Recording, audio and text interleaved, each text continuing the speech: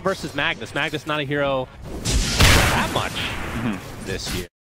This pick all about? Yeah, I'm wondering the same thing. I mean, clearly Team Liquid are tripling down on trying to shut down Yotaro's Chaos Knight here with multiple big AoE spells, but I do wonder if it's a little bit too much of a good thing here that they have too many of these circles, as they were talking about, that the heroes perform the same function.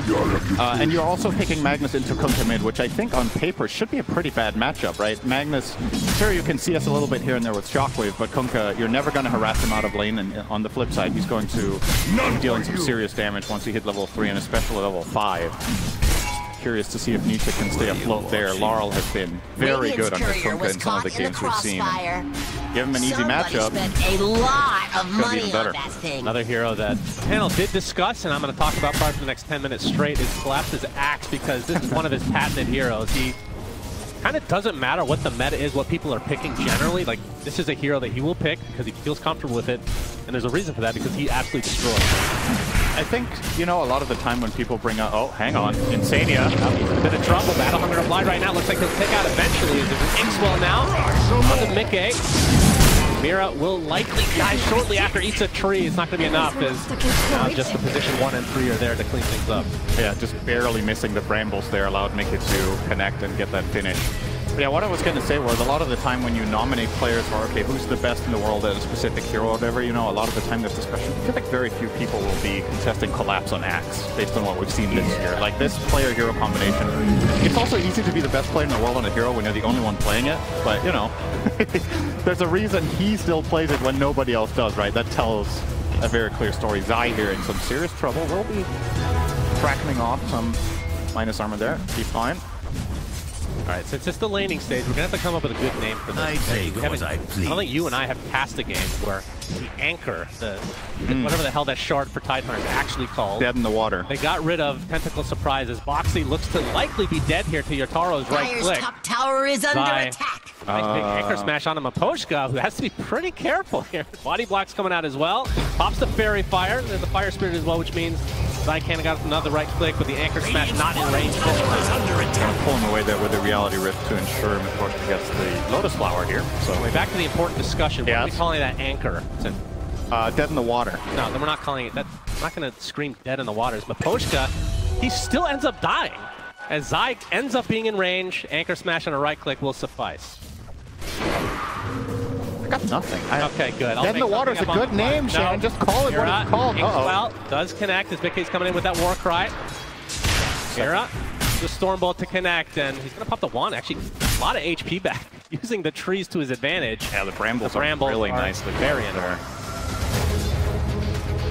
Starting to drop low, this was always going to become challenging, but he's doing really well for himself on the CS. I was actually expecting Kunkka to be pulling ahead at this point, but now the real challenge begins with that level 5 coming in. Perhaps, even with the CS advantage, you still have to see him using a salve there. That constant harassment is still going to... Top 3 net worth currently sitting on the side of Liquid. I'll be pretty happy about that. Boxy's going to get pursued by Maposhka. Fire Spirit hits as well. This looks like it's going to be a kill one way or another. Nice hit shot, though. Not going to create enough space that eventually Boxy will fall. Yeah, looking at Nisha in the mid lane, like looking at the CS overall, very even. Is that what you would expect between these two heroes? I mean, I was expecting a slight advantage for Kunkka, so I think this is a job well done. Hang on. Collapse gets slowed a bit. Boxy trying to make his way over there. No, this is not going to be enough to actually make him survive. The dead shot keeps moving back. This Collapse trying to TP out will be fine. Like you said, Vanguard basically being the reason. Yeah. Perfect timing, too, because not only does he survive that, but that was a 3-hero attempt from Team Liquid. They brought Boxy down there. Always feels good to survive those, but either way, despite not killing the Axe, they still force him back. He has to do the long walk back to bottom, and keep in mind, he doesn't have boots. Rushing Vanguard, well, he's probably going to miss a wave and a half, if not 2, on the way down here, and that almost feels as good as killing him, to be honest. So, not bad. Liquid. It's not as satisfying. That is very true. Need that dopamine run. Zai level 5. Oh, okay. Mid lane. It's going to get X as Maposhka makes his way over as well. Do they have enough? But looks like he's going to get off that skewer with the shockwave to follow, but they're just going to right click him into the ground. So nice pick off there from the likes of Spirit. In the meantime, it does cost them the Toro, though, because there was a 3-0 play top coming out from Liquid. Both supports rotating together with the Tide. Slowing down the CK here, pretty important. Zai is almost level 6, the Toro is level 4.5. So, this top lane, it's one of the luxuries that Tide has against Chaos Knight, is that it's one of the few offlaners that can survive against CK +1 with just a couple of levels. So with Boxy leaving that top lane to go bottom, you leave solo experience in the hands of the Tide. And now Zai is going to show up with this Meteor Hammer and almost level 6, and this top tower will fall. Yatoro. Yep. Oh, going to cancel the first usage. Nicely done from Yatoro, but this obviously will eventually go down where another 2 Zai. I actually didn't cast that from the tree line there. Actually just walked up straight in front of the tower. And making him use mana. It's very efficient. Yeah, it's very expensive. It's making you deserve nothing. He'd collapse off, but he is very tanky, as we said, as raindrops in his inventory now. Backpack, I should say, with the boots. Are you expecting any variation to... Are we going to see Aghanim Scepter at any point on Axe?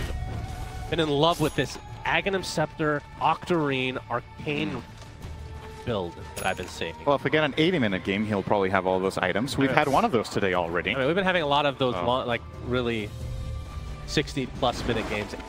So I don't know if I've really seen collapse by Ags. I want to say I've seen it in one game, maybe, but it's not a common pickup for the hero part, so maybe this is the kind of game you do it in. Applying the minus armor is, or sorry, not applying the minus armor, getting yourself the plus armor here is very valuable. Heroes, obviously, but don't know. Be a believer by the end of this, I'll tell you that right now. I correct myself. I was right both times. It both gives minus armor and plus armor. Yeah, it does. And I just corrected myself to saying it's only one. Why didn't you correct me? You know the Zach so well. I do, actually. I don't want to embarrass you from people. That's so nice of you. I would not do the same thing. Yeah, I know. Let it be known. A robot. Yep. No emotion. Zai, level 7. No boots yet. Still in his stash back at the base, but he's taken firm control of this top lane. And that's kind of what the Tide Hunters do. Yeah. He'll start going to work on the tier 2 tower. Now, what's so pesky about this hero in this game is that I feel like aside from Axe, Spirit don't really have the best way of controlling the Tide and pulling him off, so it's going to require such a big rotation of like 3 or 4 heroes to kill the Tide that even if you do get the kill, it still doesn't feel great. So it's kind of one of those fires you have to put out, but it doesn't, you don't really like going for the kill, but if you don't, he's going to take your tier 2 eventually, and that's probably a bit too much to pay. He'll have to farm some big stacks, though, so he will be getting there. Yatoro gets some help from Laurel here with that boat. Set everything up onto Boxy. Super easy kill. Of course, just the support, but I do want to talk a bit about the CK after Yatoro. This has been a hero that has kind of risen in the ranks of like just tier 1 carries. Why is that? No big deal, it's like the bristleback counter, but we're not bristleback much because he got a really big buff in 734G to the Chaos Strike, which effectively increases the damage you do against creeps by a lot. And that means you farm faster, it means you have more sustainability in lane from critting on creeps, you heal more. That's honestly one of the big things. And also the way the meta has developed has become very much about tankiness, right? This carry is tanky in its own right, but it's also good at killing tanky heroes. So it's kind of the whole package.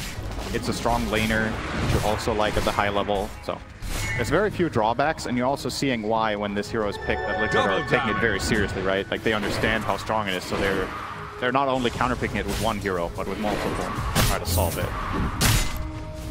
Another X. Zai, he's already taken the tier 1 top, so that means he needs to go to another lane, because Meteor Hammer is extremely effective. Tier 1 towers. They're just making it known that they have heroes here. Yep. You can't just bulldoze everything. Curious if he's going to go Axe this game. It feels like an interesting game to buy Axe on Tide, right? You can hit all of these features. You're playing against multiple enemy melee cores. It's a blink cancel against Axe. It also hits Dark Willow and Shadow Realm. If she goes dagger, she can't play. Dire's bottom tower is under Multiple attack. good things to be said about it here, but I think first and foremost, you need to make sure that you can survive if you get Axe called. Axe is not going to help you too much with that, and obviously there will be an inevitable Silver Edge as well for Yatoro later in the game, so you kind of need to plan for those hurdles later on. Well, good news for Spirit fans, Collapse does have his blink, being liver right now and expect that to be go time. Blade Mail to come next, and then we'll really see what build he wants to go for. Gonna go longer range, maybe I'll joke and say Midas, but kind of another Midas is that Boots of Travel. Keep that. Into, of course, BKB. Then you take apart the Vanguard for Octarine and you go for the old You get that arcane blend. That's right. Works wonderfully. You're being sarcastic. I've seen him do this. I genuinely think it can be good. It's very good. It can be good, but it's very expensive. It's a luxury build later on. Okay, they're gonna try Zai this time. Well, they have several heroes here. Most of the team, in fact. Zai is gonna get some support coming, but it's gonna be too late as the egg is dropped as well. Now the cancellation of the TP, but Pocho technically gets credit for that kill, and now Spirit looking to take out the tier 1 tower as well. So that's the perfect example of what I was talking about, right? It's a 4-man rotation. Okay, showing that blink. Calling Blade likely to follow. Nope. Or did he actually get it? He did. Okay, good. I like Calling Blade stacks. Tier 1 tower. Radiant's middle tower is will fall under as well. Now they know he has his blink. The question is, what's the next power spike for the side of Liquid? Like, what is Nisha looking to go for? He has the Echo Saber, going to go for the Harpoon first. Yeah, that's a bit of a concern with their lineup, right? It's neither tied nor magged by daggers. How do you initiate fights on your terms, right? You kind of need this either Surprise Ravage or a Skewer back to really set something up. The Harpoon can obviously do it, but it's a bit less of a surprise. You give the enemy more reaction time. And if you don't take any initiative, something both teams are very good at in this game is farming the jungle, right? You have multiple heroes that are really good at this. Both teams have put a lot of emphasis on it, and also in making stacks. On one side, you have Axe and Kunkka that can just cleave down these camps without any trouble, and on the other one, you've got Sven and Tide. So plenty of ways of just getting an economic advantage if you're the team that makes one pressure move and then gets to stack, and the other one is sitting back quietly. And that's kind of how Spirit have built their 2K lead here, is they've had a couple of more successful moves and while still maintaining that very high level of farm on their Axe with the stacks here. Actually higher net worth than the Sven on Axe. This is a Sven who's 2-0-1 with 150 CS. Axe is still on par with this guy. Why he is considered by many to be the best Axe in the world right now. Almost on with his blade though. We just talked about his finishing. I mean, they've been doing a really good job of stacking. He's been stacking a bit himself as well, but it's some crazy farm. And once he gets that blade mail, like that, the initiation just continue over and over again. Something that I've been criticizing some of the other Eastern European teams for in particular, we had one game of BetBoom that I think it was, where they barely stacked anything. And then I look at, you know, Team Spirit, I look at Liquid, and in a stale game state, they make sure to maximize that. Perhaps that's one of the secrets as to why these teams, you know, claim a couple more games here or there. It's just that those little efficiencies really build up over time. Very much not wasting any time on their supports. I want to say that there was a ridiculous game. I don't remember if it was this tournament, but Liquid were stacking unbelievably many camps on their supports, just recognizing, well, this is a slow game. It's net worth. Yeah, he said it. Yeah, not exactly the target they wanted, but they'll take the second chop of the game for Collapse. Stacks are great. Permanent armor. And that was a level, was that a level 2 dunk? No, that was still level 1. I think he's got 3 level 1 dunks out so far, right? No, he's got 2. So he's got, anyway, he's got 3 armor extra. Very nice. Good. Blade mail now officially finished base, so we'll bring that shortly. Now, side of Liquid, looks like there will be a blink coming out for Zai, and actually he's opting to go for Shard really early after the fact. See if he continues with that, then continue our very riveting conversation of what the hell to call that, because Collapse and get crushed. We'll be able to blink away. Big A finally showing up to a fight potentially, but the Terrorize is going to connect on him. Amira couldn't get out while he could have. JK, he's getting out. Yep. Good call. Thank you. Yeah, about the conversation about Dead in the Water, what makes a conversation is that 2 people are talking, and you're kind of the only one in the room who cares. So a lot of people talk to themselves, I feel like. Radiant's That's perfectly middle normal, tower right? is under attack. Is that a conversation or a monologue? Depends on how many characters are inside your head. That's actually a very fair point. Sir? Ti-12 main stage upper bracket, by the way, in case you're wondering why we're having a podcast right now. All right. Dead in the Water. We're done. It's called what it's called. It's a great name for the spell. All right. We have a call and a dunk. Beautifully done. So another dunk from the side of Collapse and Team Spirit. right? Oh, we're going to see the harpoon being put to good use here from Nisha. Ixwell's coming for him though. Yule's running a bit here. Collapse is finally going to get off that call, but he doesn't really have that much of a backup here. It's just the Phoenix. Sania, okay, they're going to be able to blink away. Another harpoon coming into a skewer back into the fray, and Egg is placed, but Collapse he actually gets the call. He's going to be able to get the stuff out. He does! They actually canceled the RP, thinking they wouldn't need it. And now Insania might die as a result, but no, here comes the big bad spend. Finally, they take out Axe, but it's going to cost them 3 overall from the side of Liquid. Headshot good connects here. onto the post gun. Looks like they'll at least get a second, but my goodness, that feels like that Holy Blade should not have happened. Yeah, and Nisha definitely unhappy with that outcome, right? I can understand why he maybe feels like the RP perhaps isn't needed there, or yeah, it just wasn't. Maybe he wasn't keeping track of the call coming off cooldown again. But when we see it play out, it's kind of obvious that that's going to be the end of it. Grimstroke in these kind of situations, Grimstroke doesn't deal that much damage, right? It's Magnus that has to do the brunt of it. You're getting a little bit of a stun here and there, but really needed to commit all out, and I'm sure Spirit are very happy with that. Of course, 2 of their cores didn't even need to get involved. Sven came over for the cleanup, so Liquid are the ones rotating a core to salvage the day, whereas Spirit are just completely free farming on the CK as well as Kunkka in the meantime. And that is going to result in Laurel picking up a 17-minute Torrent Storm here. Pretty good. Preparing to get himself the Shard next. Now, A lot of water. yeah, and keep in mind, I think the Shard in this game is like particularly good. It's very annoying for Magnus to deal with this item, right? And he's going to have to buy BKB to solve it, and that again in turn means Nisha is not getting that dagger.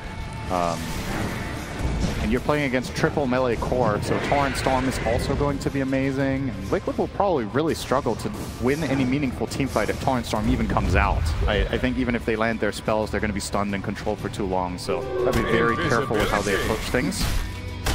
Zai with the dagger now. Could be a bit of a game changer if they do find a burst, but Spirit heroes are really tanky. Oh boy. On to Zai. Taro has come as well just to finish the job. Big kill for Spirit, and that might transition to a tier 2 tower as well. How many times when we cast Collapse, I feel like what's so fascinating about the way that he plays Axe is that the map generally is quiet he goes and calls someone, the map is quiet for a minute, and then it feels like the next move is always him, you know? He's like snowballing, he's finding all the initiations back to back to back to back. He's doing a really good job keeping the ball rolling here and not having too much downtime. But are struggling a bit to string too much together. It's not like a criminally big advantage here for Spirit, but you got to be a little bit worried that, especially when you see that Magnus Grimstroke move essentially kind of fail, that maybe they're going to try to slow things down further, and I think that's exactly what Spirit wants. If Liquid resort to farming, you're giving up Roche control, and you're playing into exactly what Collapse has been doing for the last 10 minutes. Are there any key items that they can get to solve this problem? So obviously a classic item against Axe is Yule's, but nobody's buying that on the side of Liquid. And Collapse will eventually get a BKB, which is kind of irrelevant. You don't have any save except the Inkswell Shard, but that doesn't remove Berserker's Call, undispellable. You can remove the other stuff though. Maybe it's go time with Sven Echo Saber. He disassembled his Echo into BKB, so he needs to refarm it. Perhaps that's the timing you're looking for. You have Zai level 12 for the level 2 Ravage. Could be an idea. Laurel has that shield room now. Tier 1 tower looks to be what they want, and they'll get it without any contest whatsoever. Getting close to some forming time action here in 10 seconds. A lot of these cores are opting in for early shards. See how much they prioritize taking Forming himself. Exactly what Team Spirit have on the menu. Dire's middle And tower he should be able to get it for free. It's going to be either Might cost him a life here, it but Mira will be getting it, so the old first round Bramble combo. The It's going to be either Mira or... structures. Was it only Mira and the Toro missing it? Yeah. Really? That's it? So, That's Dire's crazy. bottom tower is under Early attack. start. My goodness. Collapse already has his. Gracious. Yeah, and the CK one is really good as well. A lot of the time you see CKs even buying this. I think Yatoro in this game is going to prioritize getting the Silver Edge as fast as possible, or just I mean, if they get incredibly important item here. If they get their Tormentor right now, this is likely the fastest 5 shards we've ever seen. I do think that's probably true. Yeah, the whole team having a shard minute 20, but Liquid are not going to let that happen. They're planning here to contest that 21-minute Wisdom rune, but Spirit well aware that this play could be happening, so they're bringing the numbers too, and Liquid are able to get the Wisdom rune on the other side. It cost the life of the Spirit. Dark Willow there. This does mean, like you said, that there's going to be a natural rotation here for Spirit to finish the Tormentor, so I'm actually a little bit surprised that they're not opting to kill it off right now. Maybe they think the CK shard is more on. Nice time away from Laurel. Moxley's going to use his ult to stay alive a little bit longer, but he's stuck in this corner. There's Collapse with the call, and eventually the dunk to come. I said good. That is dunk number 5. Step lively. Collapse just continue to roll. Will be the boots. Oh, they found Zai as well with the Yules. Brambles. He's going to connect. He's going to have to make his way through this maze. He has a very fat body, but looks like he's able to find his way out. The arm of Yatoro. The Collapse comes in as well. Another chop to his name. You get nothing. Good day, sir. Now the tier 2 tower will take some heavy damage here. We're really starting to see the problem with the Radiant lineup that I was worried could happen here, is that all of the moves are from the side of Spirit. Liquid's heroes are, this is inherently a very greedy lineup that needs a lot of time to farm up all 3 cores, and nobody truly wants to go in first. So what ends up happening is that they're spreading the map thin and trying to farm as much as they can, but they're just bleeding too many heroes along the way. If Spirit keeps finding a core kill every minute or 2, this is not going to be a winning strategy. Like, essentially, at some point you're going to have to pull the trigger and go for a fight. With the BKB on Magnus, maybe that's it. How long can you wait here is the question, right? You've already waited quite a long time. And the one move that you made... Oh, hang on, there we go. God's trying to use everything on to Collapse. Destroy him! Thinking gets deleted! And now DJ puts himself on the cliff, pulling an Arteezy! Oh dear, he's completely surrounded now, and it just feels like it's inevitable. He will fall in the end, 2 for nothing. As it's not over yet. Over Liquid, and that's going to be another chop to Collapse. And just like that, Team Spirit take even more firm control of this game. Mickey just went for it and didn't pop his BKB and just got obliterated. Ran in, started the fight onto the axe. They call him and kill him with Blade Mail. All right. Very simple, and now they go for Roche number 1. So look at this replay here. So he's going to go in and pop all his stuff and just... Okay, he gets called with Blade Mail, doesn't have the BKB running, gets comboed by Kungten. The fight is already lost here. If your Sven dies first and you don't get off Ravage at all, and the RP is late, and you clip yourself, I mean, the clip thing, like, I think there were multiple things this fight that could have gone better. Quite uncharacteristic, if I'm being honest. Liquid are making some pretty significant individual mistakes, right? I don't know if it's the nerves or the pressure here. We felt like, you know, that this is a team that on the big stage for a while had problems with keeping their composure, but they really overcame it last year.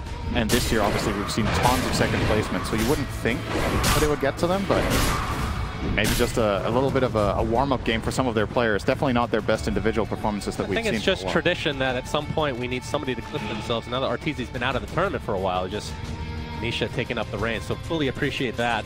But yeah, 12K lead for Spirit now.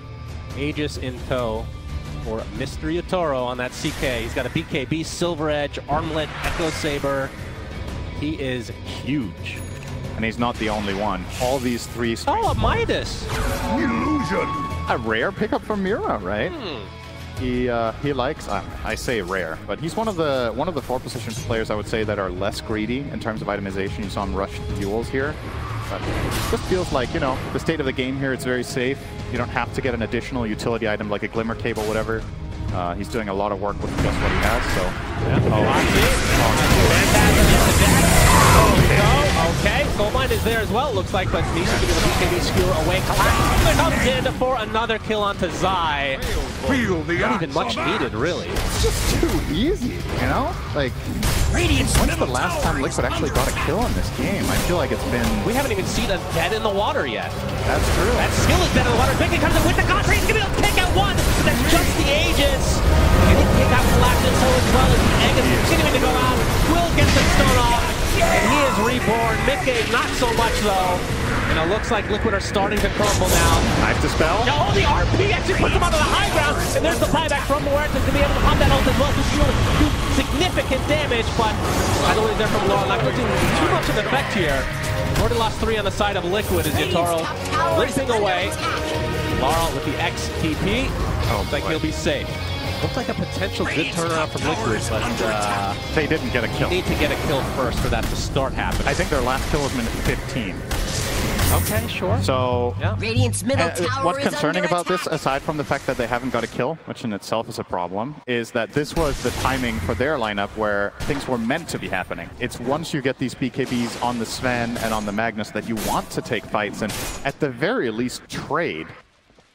But Collapse's axe has just been all over the Tide all game. Zai has not got to play his hero. Collapse is 10-1. They combine with him very nicely. I love the pick in this game, not only for the Tide, obviously the matchup there, hero to hero, but look at all the synergies he has in his team. He can get Bedlam from his Io. Oh, dead in the water onto Axe! Into what though? Midgame gets off a stun as well. He's still anchored. He's ignoring the anchor, and finally Nisha comes in, gets off a skill with the BKB as well. Collapse completely surrounded. Will they kill him? Finally, they get Liquid. Yatoro now trying to run away with BKB still activated, but Collapse taking heavy damage. Will fall now. Zai with the feels like the first ravage of the game. Now Laura getting friends, but hopes for the high run 12 of his defense and quite yet. Storm. Significant amount of CC, but it's inevitable that they will be able to get this Pumpkin kill. So Liquid are going to end up finding Tree, trying to dive the Ogre, but not going to happen. Insania gets the kill. Liquid with a 3-0 fight. Are they alive? It all started with dead in the water, by the way. For the first time in the last 15 minutes, they jump Axe, right? Yeah. With the exception of the Sven killing himself on Axe. So they find the key target, they pile on him. I think Collapse had BKB on cooldown as well, so that made the kill that much easier, and they finally strike back and get something going their way. Gonna need a lot more of those though, as obviously can't guarantee in the next fight that the conditions are going to be the same. You see the BKB cooldown in the bottom, 5 seconds until that would have been ready, and that, honestly I think they would have turned this fight around entirely with that BKB usage. So very big for Liquid that they timed that out. I mean, Toro was trying to help, ends up being collateral. So obviously in hindsight, Spirit better off just letting their Axe die there and recognizing, okay, he got caught, he was out of position, let it be, but they're trying to make the most of it into a fight and end up getting punished big time, losing all 3 cores. Yeah, and we should mention all 3 cores for Spirit are melee, so dead in the water. Not to talk about that again, but I'd love to. Pretty damn strong. You don't want to group up against the likes of RP and the Tidehunter Ravage and whatnot. Oh, Zai. Toro's going to show himself. Kraken Shell activates, but this is going to be way too much damage. Didn't even bother using dead in the water. You get gold for that? Yeah, it gives 50, I think. Oh, 50? Yeah. 10 gold per hit, you know? Yeah, it's like a little baby Midas for the enemy team.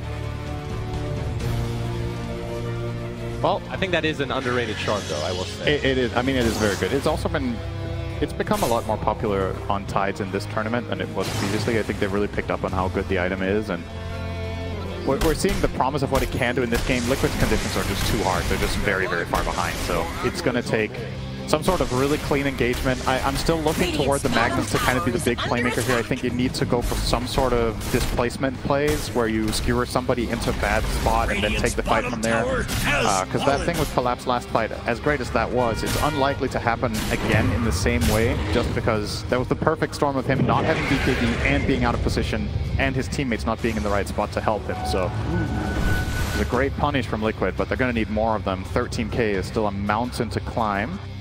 Roche is up in 2 to 5 minutes. Wonder if Spirit are looking at high ground here. Okay, well, Toro comes in again.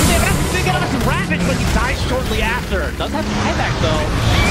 He's gonna use that buyback right now. Mickey coming in, he's gonna be able to delete here to start this fight. His collapse is being chased now. The Egg doing a massive amount of damage with that Sunray Flight as well. Beautiful shot from Matroska. The nice RP is coming in very soon is Nisha.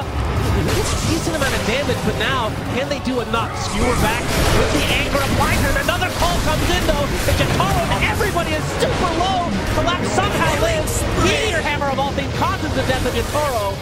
And Laurel TPing out. On the other side of the tree line, he will be okay. So it's a 3 for 2 in favor of Spirit. They maintain that gem, it looks like. Yeah, that was a pretty big win for them. They got the Zai buyback as well. So essentially a 4 for 2 there. Keep expanding their limit. I think that really caught Liquid off guard. It's one of those moments where you kind of just can't believe they just go for it like that, right? It's like you're standing on your high ground. Heroes are missing, you could get counterplayed on, but they immediately just jump him in the base. It's very clear here that Liquid were not expecting this. Look at their hero placements on the map, right? Nobody is nearby with the exception of Grim. They can't save him from the call. Has to buy back to sort this out. Nice quick kill there from Mickey, isolating the Willow. It's very important for this to not turn into a complete travesty, because if he doesn't even find Willow here, I think they barely even get a kill. I felt like the RP and the Egg kind of traded stuns. Both guys were stunned for quite a while, so kind of this re-engage from Collapse, super clutch. Despite missing the cull there, and that Meteor Hammer, if that doesn't land, that would have been possibly a lane of barracks. I actually think CK could have turned and won this fight plus a lane.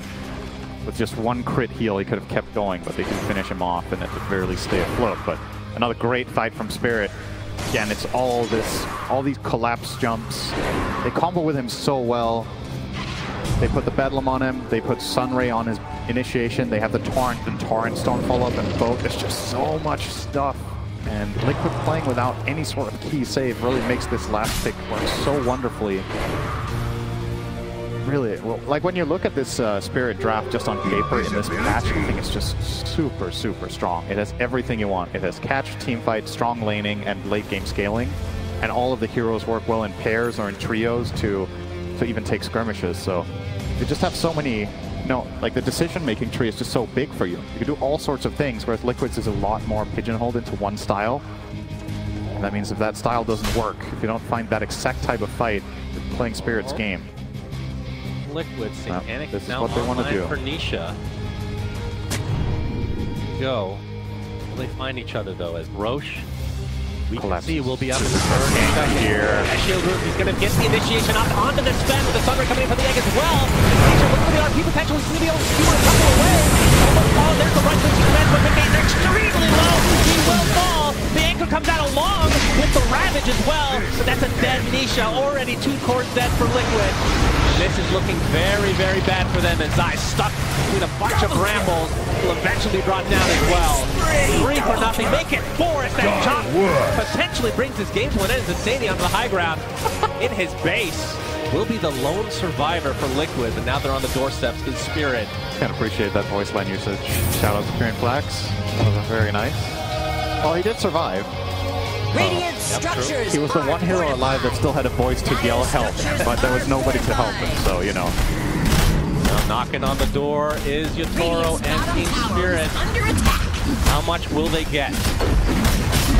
There at least one lane.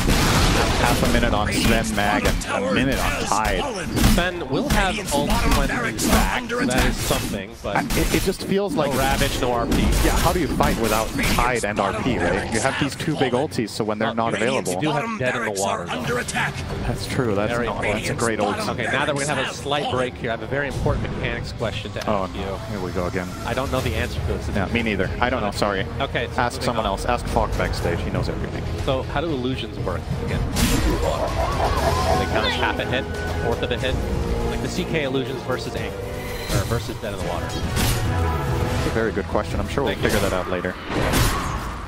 Appreciate you joining me as always. Yatoro looking for the second Roche of the game. It's going to be a freebie for Team Spirit as they are in the driver's seat right now of this game number 1. But of course, it is a best of 3, and these teams, like we said, have had a lot of back and forth throughout this year. Almost a season record between the two, but I feel like their last really big matchup is Corby's being taken on the side. It was a 3-1 for Spirit, and even though Liquid did win one game. The 3 wins for Spirit were very decisive. I would say it was not very close overall. So they've had their number more recently. And now they're also going to have the Aegis and Cheese in this map. A full Scott. Oh my goodness. Yatoro is enormous. Completes up the Eye of Scotty now. So now rocking about 27 armor as well as 4,500 health. You put a Sunray on that, you put a Ghost Ship on that. Put an Aegis on it too, so you got to deal with it twice. The work's definitely cut out for Liquid. And the problem is here, even if you do kill him right, you're only taking fights during BKB. But what happens when the fights get long? Can you actually even stick on targets? There's so many problems. You have to deal with the Pouring Storm, the constant tidal waves for your melee cores, navigating brambles. Well, they find Mira, so that's something. Honestly, for people that have been watching a lot of Dark Willow, that was kind of cathartic to watch her die in that manner. Tided horribly. But it is a very valuable pick. We've seen it as core a lot of the time, and the fact that it can be flexed. Okay, Mickey is in. Okay. Yes. Nisha on the sideline using the Harpoon as well. RP coming out. He's only on 4 though. Tonka is super healthy. Yataro still ready to go on the outskirts of this calling though. Tonka getting a bit low. Gonna have that cheese wheel and stay alive. There's a soulbind onto 2. It's gonna turn into anything though. Big Ravage coming on for 3. They will find Laurel in the end. Liquid off to a pretty good start. Can Spirit try to capitalize? Dark Will is still dead from earlier, so just like that, it's a 3v5, but still Aegis attack for Spirit. There's the call, re-aggression from Collapse. Yatoro coming in with that silver edge. Gonna get skewered to the other side, though. Can he armor time away? No! It's gonna be cleared to the other side, and that is the Aegis down. They will get Zai. Mania will be able to TP out, so it costs them the Aegis. Considering how this game is going, that's not that bad for Liquid, but they did expend a lot of big ults that have long cooldowns. That was honestly masterfully played by Liquid. I think that fight is exceptionally difficult to get that result in. They did so many things right about, you know, just being super patient on the tide with the Ravage, about poking and prodding to try to force Spirit's heroes into bad positions, but they still stood firm. If this wasn't as one-sided of a game as it is, that would have been such an awesome fight for them. I think that was the best executed fight of the whole game, but the fact of the matter is you're just too poor. So it's got to be even better than that.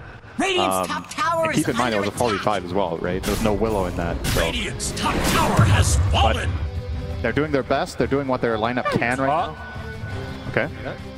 Paladin Sword. Aghanim Scepter. Or Mr. Collapse. Did he buy it? Very nice. There you go.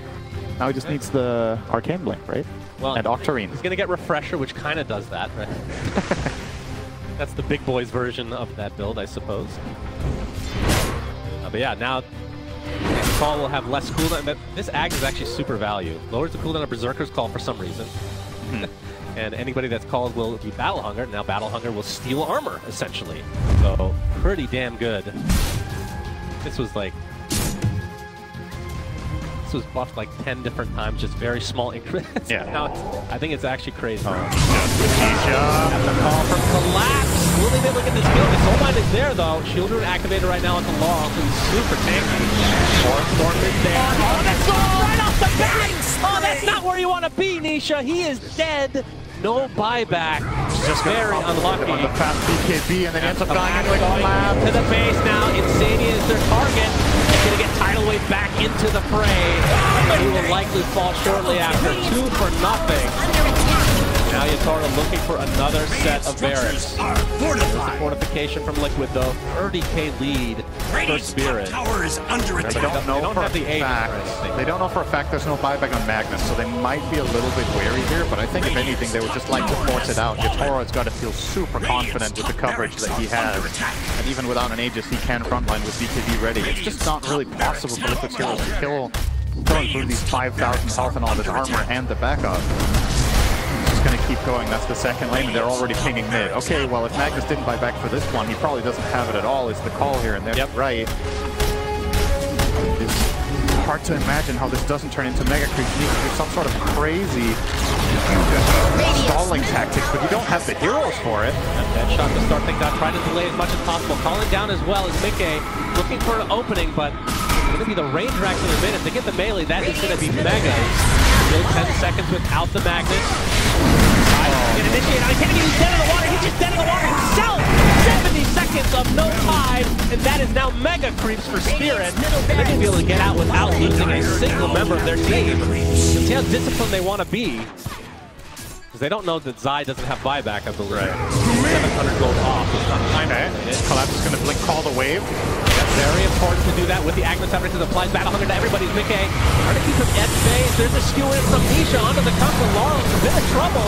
Nice egg with the Thunder, going to keep him quite healthy. But look at that damage being applied from Team Spirit. They're just destroying Liquid. And Boxy on the outskirts. GG's called. And Team Spirit completely dominate game number 1.